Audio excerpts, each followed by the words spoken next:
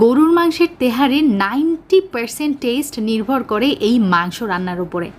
আপনার মাংস রান্নাটা যদি পারফেক্ট হয় আমার মতো, তাহলে বাড়িতে যতবারই তেহারি রান্না করবেন না কেন ততবারই হবে 100% পারফেক্ট, একদম হোটেল স্টাইল। আমার বাসায় এই তেহারি একদম হিট। আমি বাসায় রান্না করলে আপনাদের ভাইয়া বলে, তুমি যদি আমাকে 1 মাস এই তেহারি খেতে বলো আমি 1 মাস খেতে পারবো। বুঝেন অবস্থা। যাই হোক, এগুলো লজ্জার কথা বলে আর কাজ নেই। আমার সাথে আমার কিচেনে চলুন, রান্নাটা স্টার্ট করছি। এখানে আমি নিয়েছি 2.5 কেজি পরিমাণ গরুর মাংস। দেখতে পাচ্ছেন আমি ছোট ছোট পিসেস করে কেটে নিয়েছি, তার সাথে চর্বিও আছে এবং হাড় হাড্ডিও আছে। মাংসটা ধুয়ে একটা সাইডে রেখে দিচ্ছি। এখন একটা চুলাতে নিয়ে নিচ্ছি 1/4 কাপ, এখানে আছে কুকিং অয়েল। কুকিং অয়েলটা দিয়ে দেওয়ার পর আমি এখন অ্যাড করছি, এখানে আছে 3 কাপ পরিমাণ পেঁয়াজ কুচি। আচ্ছা, পেঁয়াজ কুচিটা একটু বেশি করে দিই আমি তেহারি রান্নার মাংসতে, তাহলে তেহারির টেস্টটা না আরও আমার কাছে মজা লাগে বেশি। সাদা এলাচ, কালো এলাচ, লং, দারচিনি, গোলমরিচ, তেজপাতা সব কিছু আমি পেঁয়াজের মধ্যে দিয়ে দিলাম। এখন যেটা করব, এই গরম মশলা সহ পেঁয়াজটাকে ভেজে নিব 3 থেকে 4 মিনিটের মতো। পেঁয়াজটা যখন একটু স্বচ্ছ কালার হয়ে আসবে তখন বুঝবেন আমার পেঁয়াজটা একদম ভাজা ডান, আর খুব সুন্দরভাবে কিন্তু মশলার একটা অ্যারোমা চারিদিকে ছড়িয়ে যাবে।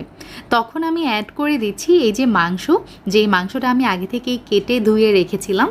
এখন একে একে কতগুলো মশলা অ্যাড করে দিব। এখানে আছে লবণ 1 টেবিল চামচ, তার সাথে দিয়ে দিচ্ছি মরিচের গুঁড়া 1 চা চামচ, এবং আরও লাগছে আমাদের কাঁচামরিচ। তেহারি রান্নাতে কিন্তু কাঁচামরিচ অনেক ইম্পর্টেন্ট একটা ইনগ্রিডিয়েন্টস, এটা অবশ্যই দিতে হবে। এখন জানি দাম বেশি, তবুও কিছু করার নাই। দিয়ে দিলাম 1.5 কাপ পরিমাণ। তার সাথে আরও আমরা অ্যাড করে দিচ্ছি, এখানে আদা এবং রসুন বাটা আছে। সব মিলিয়ে এখানে 4 টেবিল চামচের মতো আমি আদা এবং রসুন বাটা ব্যবহার করেছি। 2 টেবিল চামচ আদা বাটা, 2 টেবিল চামচ রসুন বাটা। তার সাথে দিয়ে দিচ্ছি জিরা গুঁড়া 1 টেবিল চামচ। সবগুলো উপকরণ একসাথে খুব ভালোভাবে মিক্স করে নিব। খেয়াল করেছেন নিশ্চয়ই মাংস থেকে বেশ খানিকটা পানি বেরিয়ে গেছে। এখন ঢাকনা দিয়ে মাংসটা জাল করব 15 মিনিট।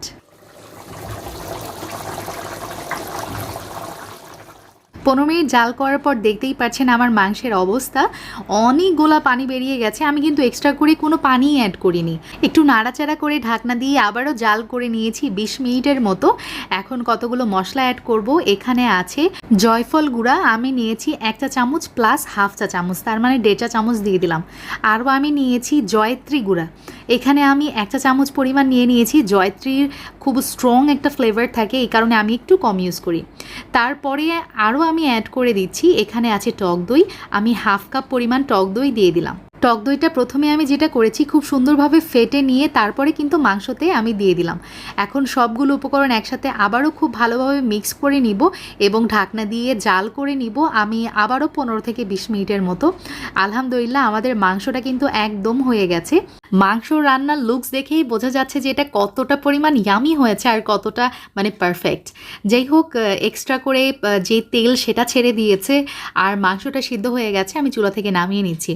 এই ট্রিক্সটা শুধু আমার ভিউয়ার্সদের জন্য আমি শেয়ার করছি, এটা আপনারা জেনে রাখলে হয়তো আপনাদেরও হেল্প হবে। এই কারণে দেখতে পাচ্ছেন আমি 500 অথবা 550 ml এর ছোটো ছোটো বক্স নিয়েছি এবং আমার রান্না করা তেহারির মাংসগুলো আমি বক্সে এখন ভরিয়ে ফেলবো।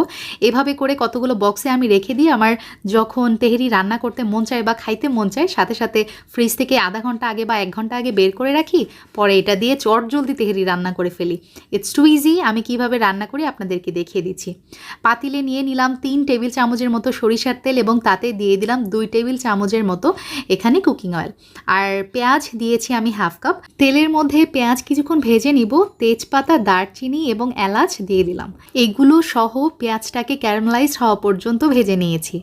আর এখন অ্যাড করে দিচ্ছি চাল, এটা চিনি গুঁড়া চাল অথবা পোলাওয়ের চাল, যেটা বলেন না কেন। এখানে আমি নিয়েছি 2 কাপ পরিমাণ। চালটা সুন্দরভাবে ধুয়ে নিয়েছি, তারপরে পানিটা ঝরিয়ে নিয়েছি। এখন আমি চালটা ভেজে নিব। আদা এবং রসুন বাটা অ্যাড করে দিয়েছি 1 চা চামচ, হাফ চামচ আদা বাটা, হাফ চামচ রসুন বাটা। চালগুলো ভাজা হয়ে গেছে, আমার চালটা খুব সুন্দরভাবে ঝরঝরে হয়ে গেছে। মিডিয়াম আঁচে আমি ভেজে নিয়েছি। এখন একটা বক্সের এই যে রান্না করে রেখেছিলাম যেই মাংসটা একটু আগে, সেটা দিয়ে দিলাম।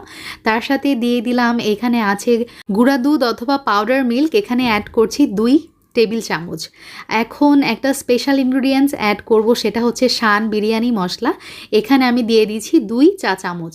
এখন সব কিছু দিয়ে দেওয়া শেষ, এখন আর কিছু কাজ নেই, জাস্ট এখন খন্তা দিয়ে সব কিছু একসাথে মিলাই নিব, তারপরে আমি অ্যাড করে দিব হচ্ছে পানি। আচ্ছা, আমি এখানে নিয়েছি 2 কাপ চাল, তার মানে হচ্ছে আমার এখানে পানি অ্যাড করতে হবে 1 লিটার। 2 কাপ চাল মানে হাফ কেজি আমি মানে চাল নিয়েছি এখানে, আর পানি দিয়ে দিলাম 1 লিটার পরিমাণ। 1 লিটার গরম পানি আমি দিয়ে দিলাম। এখন নাড়াচাড়া করব। এই পর্যায়ে কিন্তু আপনারা লবণটা চেক করে নিতে পারেন। আমার কাছে মনে হয়েছে লবণটা একটু কম, এই কারণে আমি অ্যাড করে দিলাম আমার টেস্ট মতো। আর এখন দিয়ে দিচ্ছি কাঁচামরিচ জাস্ট ফর ফ্লেভার। এখন নাড়াচাড়া করে ঢাকনা দিয়ে জাল করব মিডিয়াম আঁচে 15 থেকে 20 মিনিট। আপনাদের পাতিলের তলা যদি মোটা হয় সেক্ষেত্রে আর এক্সট্রা করে তাওয়া দেওয়ার দরকার নেই। আমার পাতিল মনে হচ্ছে একটু পাতলা, এই কারণে আমি এক্সট্রা করে নিচে তাওয়া দিয়ে দিয়েছি। 20 মিনিট পর আমার তেহারি কিন্তু একদম হয়ে গেছে। আমি কেওড়া জল দিয়ে দিচ্ছি 1 চা চামচ এবং তার সাথে দিয়ে দিচ্ছি ঘি 1 চা চামচের একটু বেশি, 2 চা চামচের মতো ঘি আমি অ্যাড করে দিয়েছি। আলহামদুলিল্লাহ, আমার গরু মাংসের তেহারি কিন্তু একদম রেডি। হোটেলের মাপটা বলে দিই, তারা যতটুকু চাল ব্যবহার করে তার ডবল কিন্তু মাংস ব্যবহার করে। বাট এই দুর্মূল্যের বাজারে আমি এভাবে করেছি, আমারটা খেতে হয়েছে ফার্স্ট ক্লাস। আপনারা চাইলে আমার মতো করে করতে পারেন, অথবা আপনাদের মন মতো চাল বাড়িয়ে কমিয়ে আপনারা যেভাবে ইচ্ছা রান্না করতে পারেন। যেভাবেই রান্না করেন টেস্ট হবে একবারে সুপার ক্লাসি, গ্যারান্টি। ইনশাল্লাহ আবার দেখা হবে খুব শীঘ্রই। সেই পর্যন্ত আল্লাহ হাফেজ, আসসালামু আলাইকুম।